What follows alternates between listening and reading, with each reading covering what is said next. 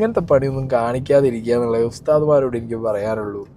നിങ്ങൾ മനസ്സിലാക്കേണ്ടത് ഇതേപോലെ പ്രഹസനം കാണിക്കുന്ന ആളുകളാണ് ഇസ്ലാമിൻ്റെ പേര് വീണ്ടും കളഞ്ഞുകൊണ്ടിരിക്കുന്നത്. ഓക്കെ, ഇത് മാത്രമല്ല, ഈ ഫൈസൽ മലബാറിൻ്റെ വിഷയം ഞാൻ സംസാരിച്ച സമയത്ത് തന്നെ എനിക്ക് പേഴ്സണലി ഒരുപാട് പേര് അയച്ചു തന്നിട്ടുള്ള ഒരു കാര്യമായിരുന്നു, മലബാർ ഗ്രൂപ്പും ഇയാളും തമ്മിലുള്ള ബന്ധം സായിക്ക് അറിയുമോ? ഇപ്പോഴത്തെ മാനേജിങ് ഡയറക്ടർ ലിസ്റ്റിനകത്ത് ഈ പറഞ്ഞ ഫൈസൽ മലബാർ ഉണ്ടോ? അത് directors of Malabar gold and ലിമിറ്റഡിനകത്ത് ഇതിലെവിടെയാണ്? ഞാനിവിടെ സ്ക്രീൻഷോട്ട് വയ്ക്കാം. ഇതിൽ ഫൈസൽ മലബാർ ഇല്ല.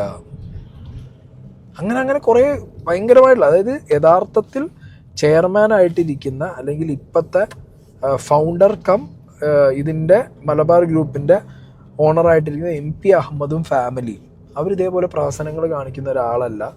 അവരുടെ മോണ്ടാന എന്ന് പറഞ്ഞിട്ടുള്ള ഇവരൊക്കെ ഒരൊറ്റ വലിയൊരു എസ്റ്റേറ്റ് പോലത്തെ സെറ്റപ്പിലാണ് വീട് വെച്ച് താമസിക്കുന്നത്. അവിടെ തന്നെയാണ് ഈ ഫൈസൽ മലബാർ ഇപ്പോൾ വീട് വെച്ചിട്ടുള്ളത്.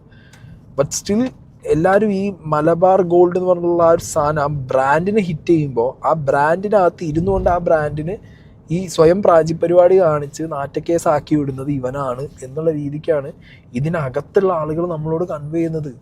പല കാര്യങ്ങളും നമ്മളോട് പറഞ്ഞു തരുമ്പോൾ സത്യം പറഞ്ഞു കഴിഞ്ഞാൽ ഞാൻ ആലോചിച്ച് നോക്കുന്നത്, ഇത് അകത്തുള്ള ആളുകൾക്ക് തന്നെ ഇയാളുടെ പ്രാഞ്ചിത്തരം സഹിക്കാൻ പറ്റുന്നില്ലല്ലോ എന്നുള്ളതാണ്.